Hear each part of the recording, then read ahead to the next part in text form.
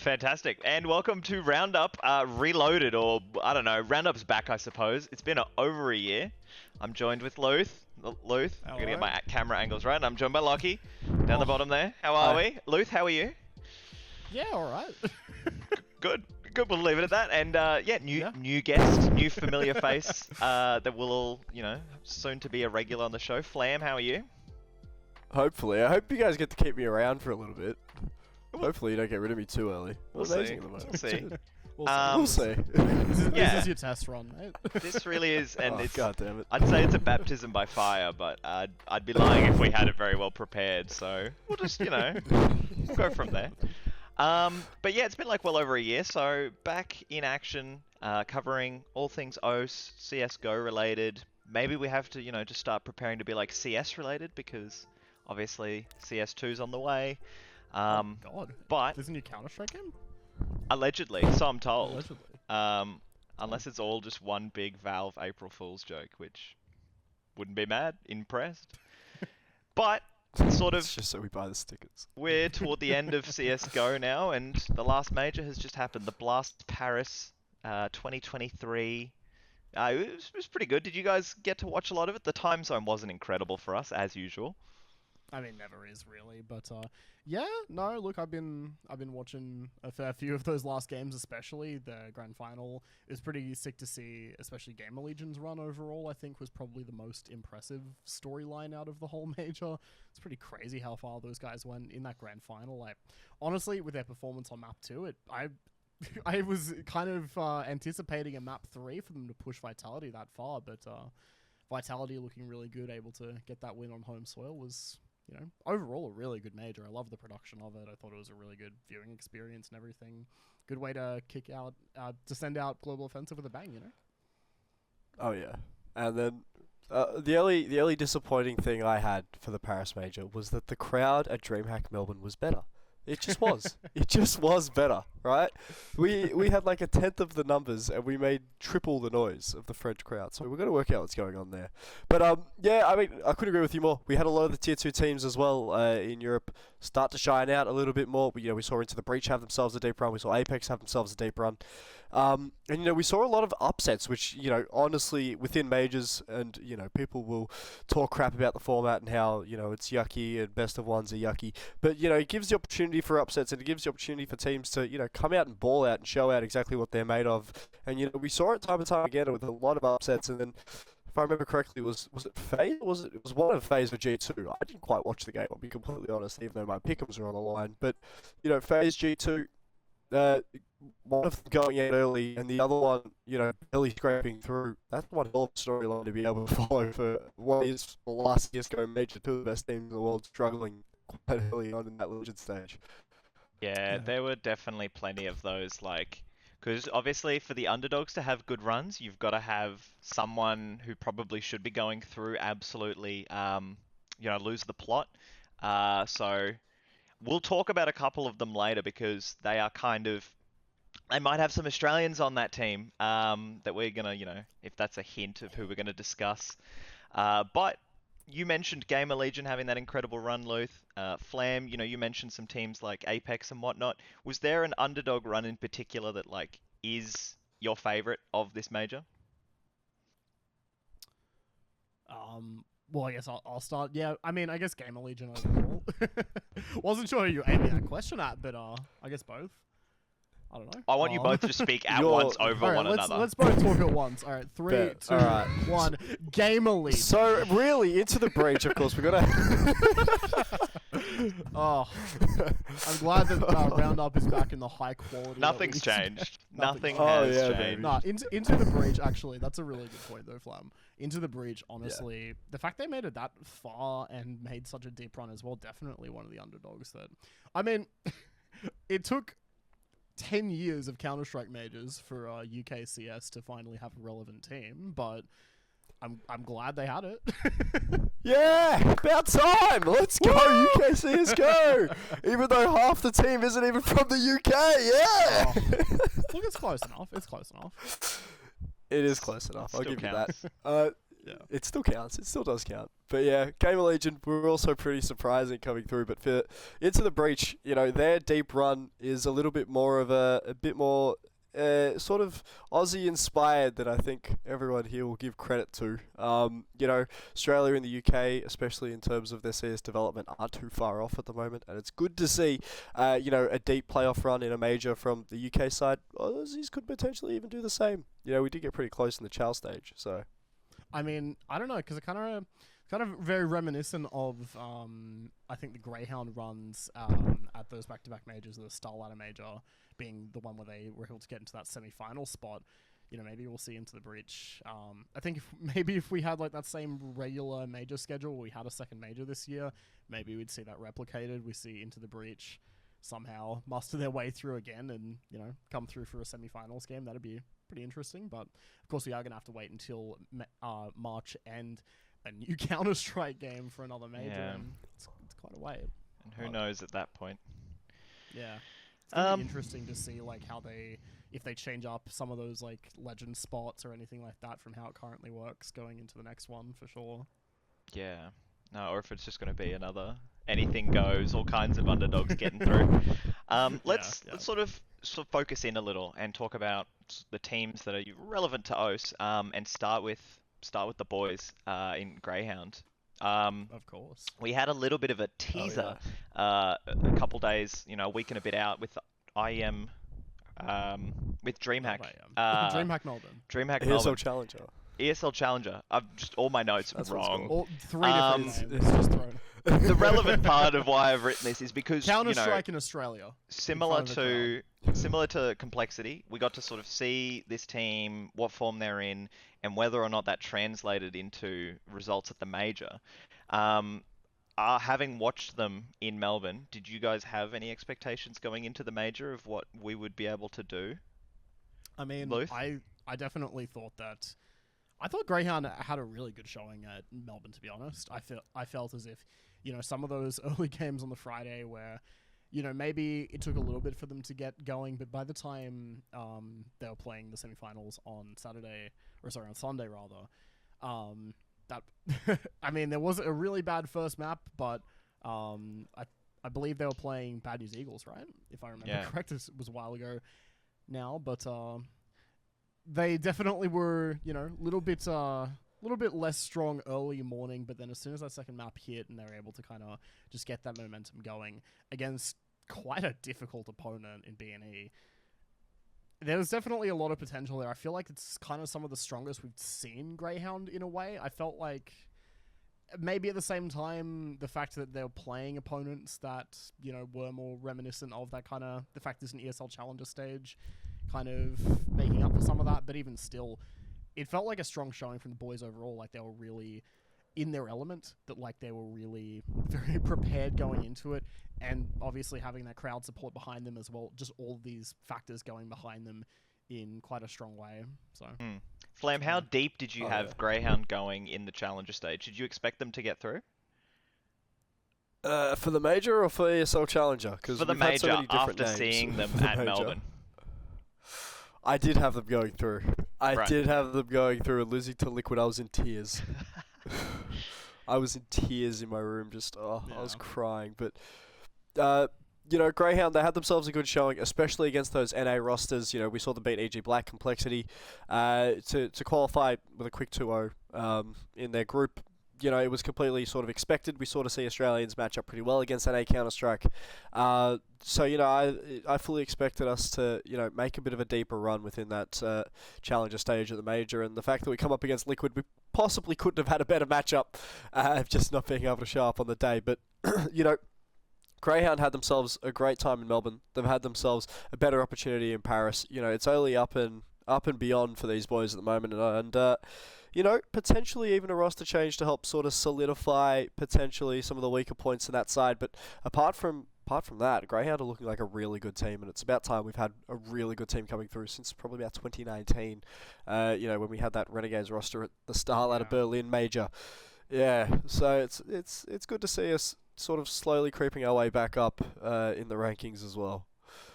Luth, do you agree? Like I look at the results and it's the BO1 over fours and the BO1 over Mongols. Otherwise, getting 16-0'd and then dropping both series to Nip and Liquid. Do you rate where Those, Greyhound are going?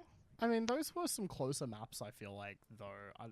I don't have the scorelines in front of me at the moment, but those were definitely games where it felt like if things had gone a little bit differently, some of those maps could have, been drawn out. Those series could have been drawn out into a three-mapper, and then, you know, anyone's guess as to what happens next. But even still, I feel like on one hand, it's like given the fact it's a major challenges stage, a lot of people outright were just thinking that they'd go out 0-3. So being able to win that opening match against fours, and they did lose a bit against Apex, sure, but I guess Apex also had a really strong run through the major. Never mind that 16-0 result, of course. But looking past the lack of rounds won in that best of one, I feel like Greyhound overall, I think they did about as well as we could have maybe expected in a way. I don't know.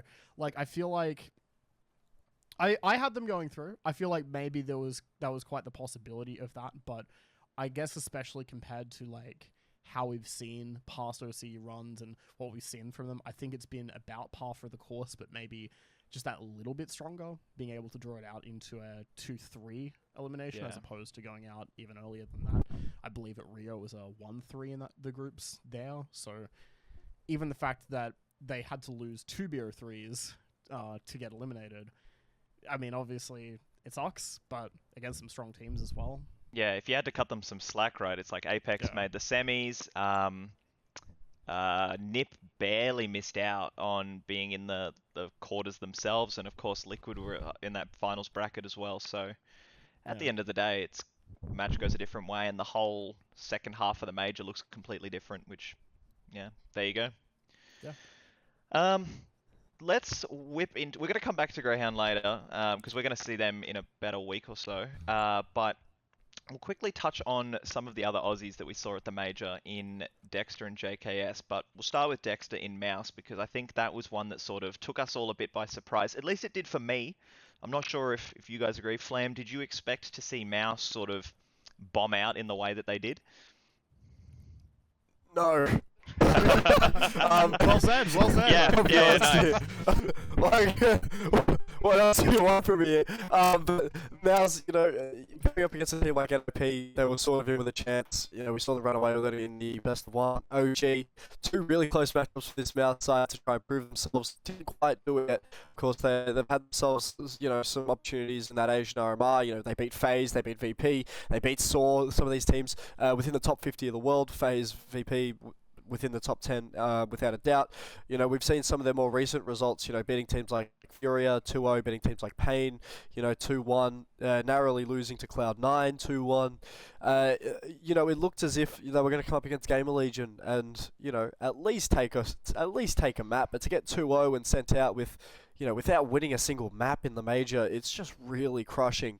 But for a team that sort of is as young as Mouz is, I mean, maybe growing pains. Their honeymoon period is sort of over with JDC and Torzi and Xertion in that lineup. It's got to be back to the drawing board, and you've got to potentially even start to question, what's sort of next for Mouz? Where do they sort of go from here? Luth, what do you think is next for Mouz? It's honestly... It's such a curveball. Yeah, it's such a tough call to make because, again, that's just... Well, I really want to emphasize that was such an unexpected result. Out of all of the results from that Challenges stage and from the Legend stage that followed, Mouz going out without taking a single game, whereas Greyhound going 2-3. I mean, I would have seen it more likely those be swapped, and that's not putting anything against Greyhound for sure. It's just... I mean, what the fuck, Mouse? Yeah. It's just so surprising that it really felt like it was such lackluster results and just Counter-Strike being played by Mouz that they weren't. Something there has to change. I don't know exactly what, but I feel like they just were looking very underprepared, especially. And I mean, obviously we know how deep a run Gamer Legion went. Again, from beating Mouz, they were down 0-2 in the Challengers stage, ended up going 3-2, ended up progressing all the way to the grand final of the major. Miraculous run. But how is it that Mouz gets against them and that on paper should be the better team? And they just get smacked. It'll be interesting to see once again, where they go in the events after this, because I think we didn't get to see a lot of Mouse before the major, which was why they had one of the lowest maps played going in. And I think maybe that didn't do them very good. I think maybe more maps going in, a bit more practice, might have been the move. I think, it's a tough time to know what's going to happen and what direction the Mouse lineup's going to go in. Another one that's a bit, who knows where they're going to go after this is G2. And, we've got JKS on this squad, so that's always a big sort of talking point. That's why we follow G2. I wouldn't say it was as shocking as the Mouse one, but again, falling short of really high expectations for this team that was sort of touted at one point to be semi-final, final contender, bombing out 1 and 3. What's the temperature check on G2? Was this sort of, where does this lineup go now, Flem? I mean, it felt very uncharacteristic for sure.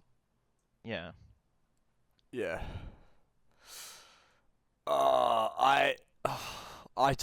Listen.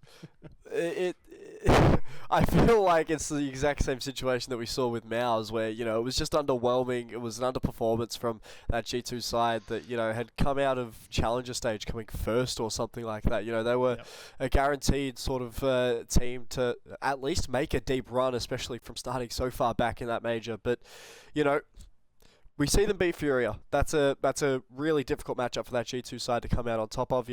They're losing sort of immediately to FaZe after. Fnatic. My apologies. After that, they do take first map. They lose 2 in a row. They lose Vertigo. What was it, like 16-14, 16-13? It was something close like that.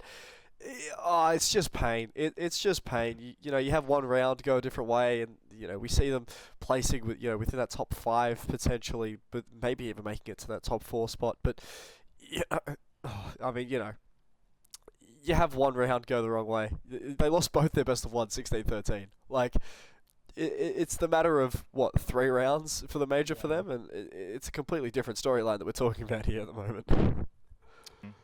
Yeah, for sure. And, I definitely feel like it's not... I mean, for one thing, the Aussie isn't the problem. It's not on JKS. In that Fnatic game, he had... He's not the problem! He's not the problem. A lot of people were quick to blame Hooksy as the problem. I don't know if that's a complete picture or not. Not the Giga Chad. I'll just point out, JKS had a 1.3 HLTV rating throughout that I think he played Fnatic. really well this major. So yeah. JKS, I feel like, had a good major, but the team of G2 overall, not so much.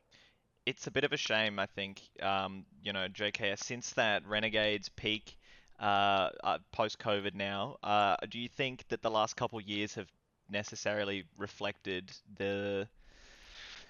what JKS has been in CSGO? Are people going to look back and remember JKS as our strongest, best Australian player throughout Go, or is it kind of that these last couple years have been a bit all over the shop?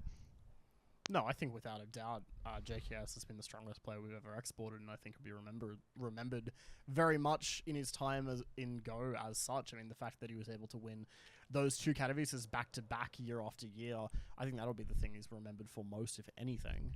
But I think overall, he's been a very strong rifler, a very strong player overall for G2, and G2, looking outside of this major, has been a very strong-looking team.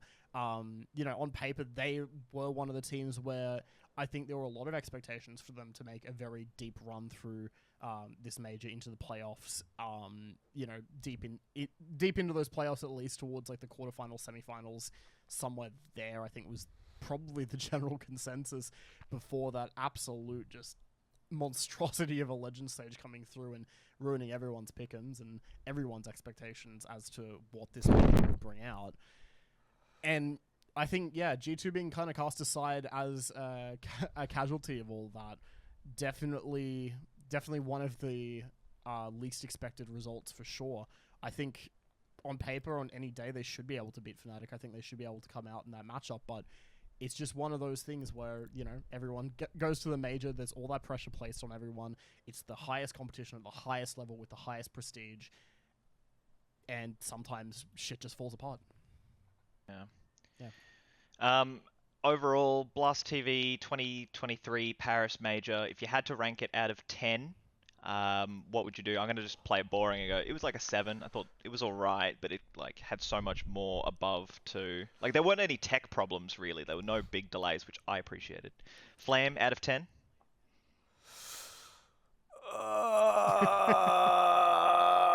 You can't make me put a number on it, man. If they had Grayhound playing the early games and not the games at 4 a.m., 5 a.m., I think it would have at least been an 8 or a 9 for an Australian perspective. But the fact that we got to wake up at 4 a.m. to watch Grayhound, get stomped 16-0, yeah, that it's I'll agree with you, 7, but it's purely 7. Because we have to wake up at 4 a.m. Yeah, it didn't help the old sleep routine. Luth, if you had to slap a number on it. No. Oh, I think probably a 7 or 8. Yep. I think production was really good. I don't know if either of you used that Blast TV website. I didn't. Oh, yeah. Yeah, but it was really cool, and I really want to see other TOs look at that kind of innovation, and try and pull some other cool shit out, and try their own things like that, because it was really cool being able to rewind to those highlight moments and stuff, things like that. So technical perspective, the production was really good, made it quite enjoyable, but some of the seeding stuff, especially for some of those matchups in the Legend stage early on, definitely a point of contention. I feel like we should go back to that system that they had at previous majors, where all the teams in each Swiss stage rank each other and then base the seeding off that. I don't know why we stopped using that system, but definitely should go back to that and sort out some of that seeding. I'm just mad I didn't get a diamond coin, really. Did you at least get a gold? Yeah. Yeah, I got 8 out of 9, so I would have had a Damn. diamond if it wasn't for Legend stage. Damn, Yeah. I choked and got the 7 out of 9. Okay, cool. Well, yeah, I think that puts a little pretty bow on the major, the last one of Global Offensive, and we look forward for 12 months from now to have another major in CS2. I think let's quickly just touch base on IEM Dallas, because it's a little relevant based on what we've just spoken about, but we might come back to this in another episode. And the reason I say this is because Mouz, G2, Grayhound, plus a whole bunch of other teams we saw at the major will be, playing at Dallas this weekend. Are we what's the litmus test for these teams? Do we think we're going to see better performances or worse performances? If you kind of just had to, each team better or worse, and go through it. Luth, kick us off. What do we think we're going to see? I mean, without the pressure of the fact that it's the major, it's the big one that all of these teams have been preparing for. It's kind of just a bit of a soft landing afterwards, where these teams can still compete but not really Play have the game that a bit. same pressure of having to, hoping to try and write their names into history of the last Global Offensive major, which is definitely a lot of pressure. I feel like with that out of the way, maybe some of these teams will play a bit better. I'm certainly hoping so, especially looking towards Mouz as the team that really just was not putting anything together at the Paris major, but also definitely for G2. And Grayhound, I mean, I don't expect them to make a deep run, but I really hope they do. Yeah. Flam, yeah. Where are you on this? I want Grayhound to have a deep run, but their first seed is Cloud9, and they play the loser of Liquid and Astralis. So a bit tough. Yeah.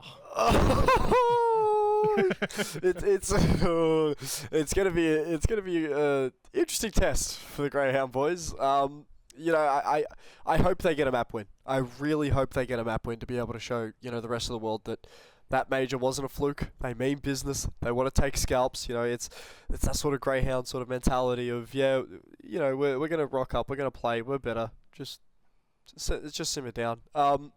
G2, they come up against Nouns first, and then they play the winner of Furia OG if they win. If they lose, they play the loser of Furia OG.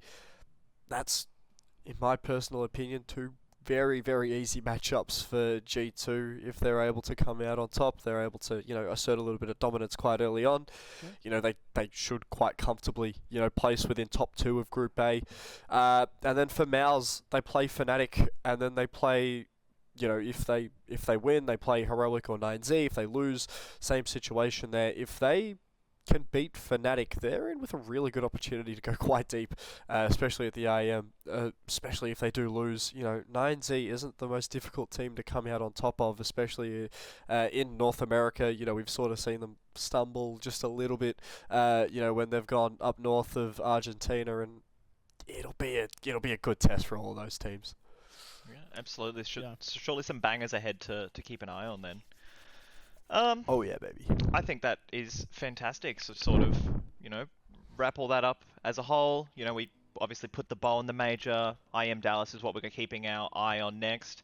Plenty of good stuff coming up in domestic Counter-Strike as well. So, we'll have some more to discuss about ANZ champs, in Bris Vegas, all that kind of stuff. But otherwise, that's Roundup returned. Thank you very much, Luth. Thank you, Flam. I thought it was pretty good. We've got our teething problems, but, a couple more episodes and everything will be a well-oiled machine once again. Yeah, we've got some big plans in the works. Oh, yeah. But if I share the plans now, the haters will sabotage me. So,